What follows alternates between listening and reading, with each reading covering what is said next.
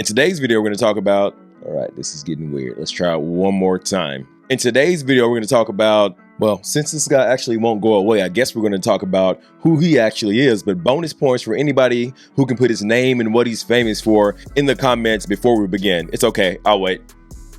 All right, you done yet? You had a chance to Google it? Let's go ahead and jump in and talk about how this guy has a lot in common with what's happening in crypto right now that he may not have known over 180 years ago. Hope my math is correct. This annoying guy up there is Samuel Brannan. He is one of the people who struck it rich during the California gold rush, but he never actually mined for gold. Allow me to give you the TLDR of what old Sammy Boy actually did. So you guys are probably all familiar with the gold rush story, but let's go through it because I think it's very interesting. And don't worry, I'm gonna get around to talk about the title and how you can get rich off Cardano NFTs. But I want to show you an interesting parallel to something that happened over 180 years ago before we got deep into talking about NFTs. I love history and I think it's fun to explore these parallels. So going into it now, we all know about the gold rush and who actually got rich during it, but let's do a quick history lesson here using how stuff works. I should get them to sponsor me. So the TLDR version of it all is back in 1848, there's a guy who owned a large piece of land back in Coloma, California named John Sutter. So he hired a guy to build like a water mill wheel type of thing. There was a carpenter named James Marshall that he ended up hiring, and James Marshall was going through doing his job, found some gold in 1848, and James Marshall and John Sutter were like, yo, we found this gold, let's just keep it a secret, let's kind of hodl it, keep it to ourselves, let's not tell anybody about it. But they failed miserably at keeping that secret. And everybody knows there's that one friend that you don't tell anything because you know that it'll spread like wildfire. And by happenstance, it got to that friend. That friend was old mate here, Sam Brannan, and who actually went around town with a vial of that gold and talked about how he found it and where they could find it at.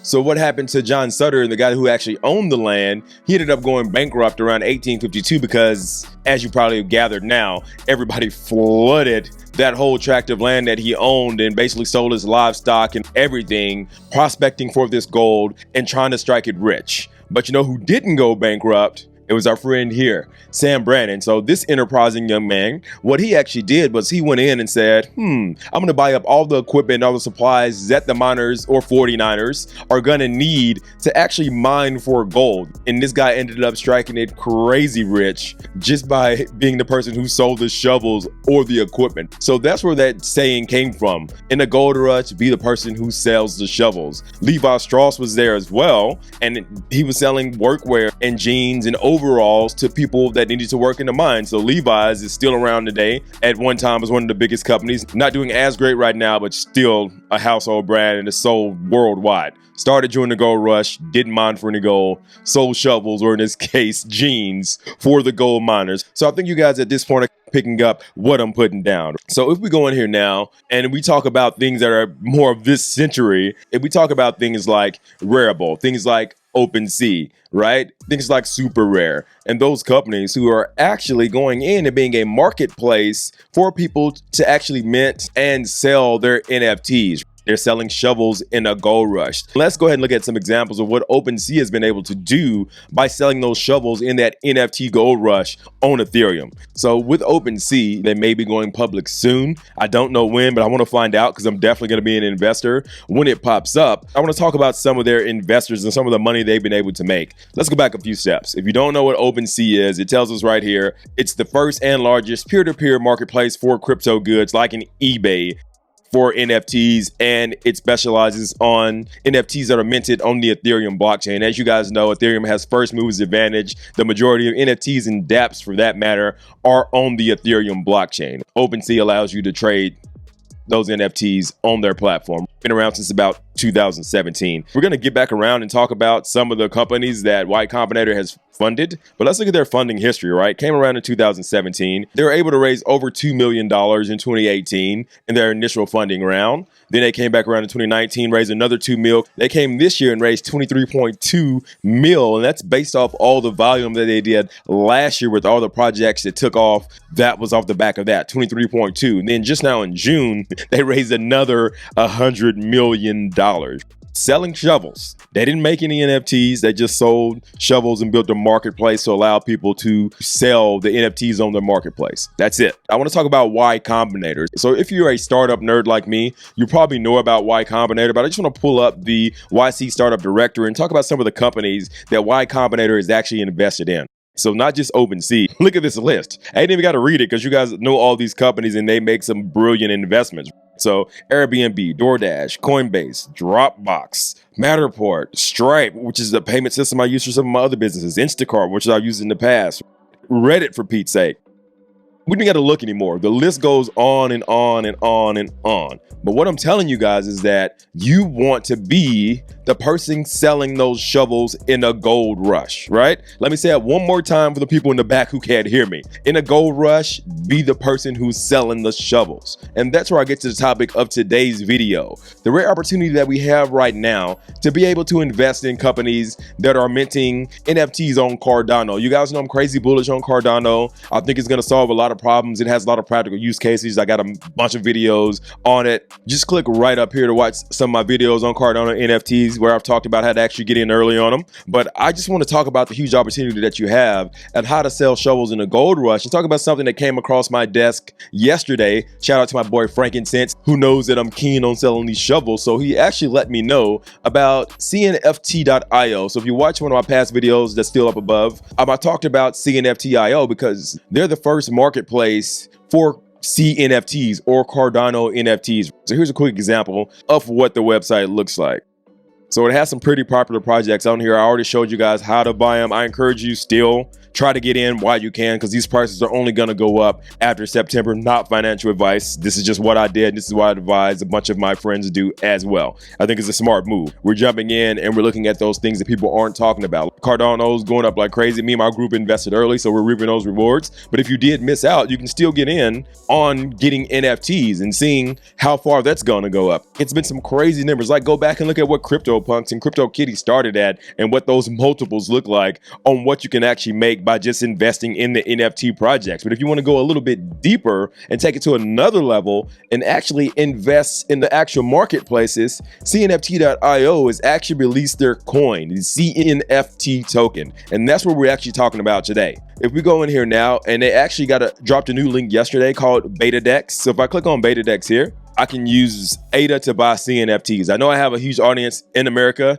So if you're in America, it says that you can't purchase this if you're a resident of America, probably with the securities and chasing everybody down. Luckily for me, I'm an American, but I'm in Australia. And fun fact, I just became a citizen as well. So I'm definitely not a resident of America at the moment. But if you are, you can't get in on this, but I want to show you this so you can see some examples of what you can do to invest in companies that are selling shovels during this gold rush. So now that I showed you guys how to go on CNFT.io and actually buy it, if you already have a wallet tied up, that can be your NAMI or your Roy, your Jiro wallet, your Daedalus, whatever. Just don't send it from an exchange because it's going to get lost in limbo if you do that. Make sure you have a wallet connected and you actually buy it directly through there. But let's talk about the potential of this. You guys know how big I am on doing my own research and going deep on these projects before I invest. As soon as my friend told me about this, I was like, YOLO, let's go ahead and throw some money in. And I bought, I think, 6,000 of these coins because I want to be somebody who's in early on projects like this because I know the outsized returns you can get.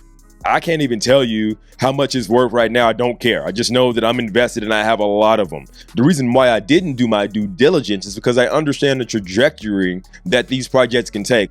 If we got Opensea as the top marketplace where you can go in and buy and sell Ethereum, NFTs, raribles like right underneath it.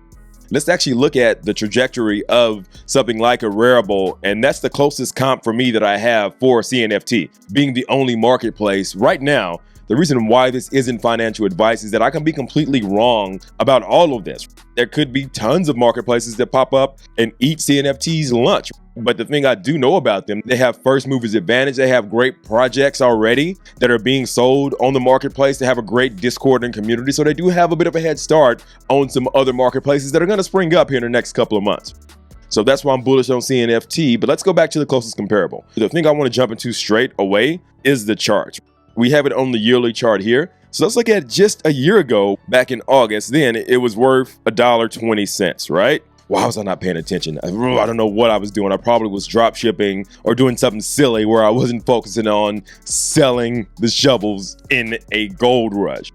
Whoever invested in this is doing great right now. Let's talk about how great they're doing. If we look at this now, $1.19 then, it went up to $44 at an all-time high back in March, and then it's leveled out and consolidated to around 22 to 25-ish type range now. But here's where it gets fun. Look at the all-time low, right? Just in July, a little bit over a year ago now, of 26 cents. Look at that percentage, 8,600% return within a year if you just would have chucked your money into Rarible. Like, I'm horrible at math, but I know if I would have put $100 into Rarible a year ago, I would have $8,600 right now. That's why as soon as CNFT.io was like, yo, BetaDex is out, you can invest in us. They got their utility token that's in the marketplace. You can invest right now. You can do it from right here. You don't have to even own an NFT from them. You can just jump on and go ahead and use some ADA from one of your wallets to buy CNFT. I feel responsible for information that I give, even though it's not financial advice. So let me be the voice of reason here.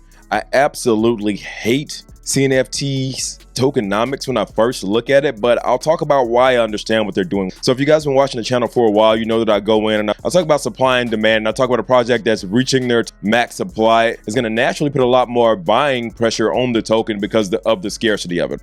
So I like projects that don't have a lot of tokens in their max supply. With that being said, these guys are trying to mint 6 billion, right? They're not saying they're going to reach that. If you look on the side here, they responded back like, hey, that's a mint on demand and not a maximum amount. That's not a good enough answer for me. It's okay though, because look at their breakdown here. Like, that huge piece of the pie is for what they're going to do with these tokens is that it's a utility token, right? They're doing this sale so they can make more money, to hire more staff, to make a better platform. And they need to do this because they know that competitors are coming. They're definitely coming. With smart contracts being on board, there's somebody just sitting back licking their chops right now and can't wait to jump on as another marketplace for Cardano. So while they have first movers advantage, they want to take full advantage of that. So what they did was did this huge funding raise by releasing a utility token. And there's a lot of people in the comments and on the Twitter, you're saying, oh, it's a ripoff, it's a cash grab. Of course it's a cash grab. When you have a new business, you need to generate liquidity to make money, to make that business better. That's how business works, right? This isn't all for free. It's not all unicorns and rainbows. Businesses need to make money to survive and to reach valuations like Opensea has. I'll give you a perfect example. Opensea that I was talking about with Ethereum has now been valued at $1.5 billion with a B, right? As the biggest Ethereum NFT marketplace. And if CNFT is trying to get there, they got to raise a lot of money. And they're not at the point right now where they can raise venture funding. So they need to come out with this utility token to raise money from people like me who are believers in the project and see the 8,000% return that you can get. And if you would have invested in something like a Rarible, which is the second biggest marketplace on Ethereum.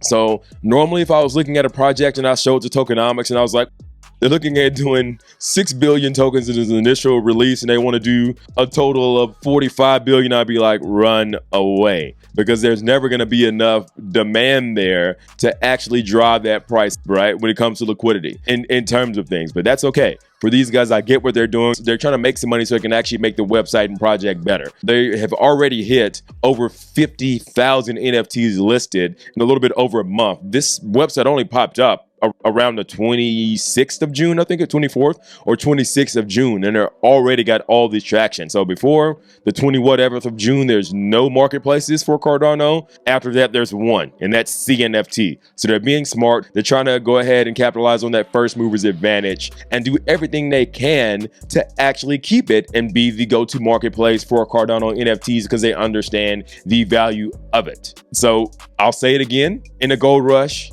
be the one who's selling shovels, or at least invest in the companies who's selling shovels or very durable pants for that matter. If you want to learn a little bit more about Cardano NFTs, click right up here to watch my video where I talk about it. There's probably 2 more in the playlist where I talk about Cardano too, guys. Thanks for watching. This is your friendly neighborhood FUD fighter, Michael T. Ragland. Peace.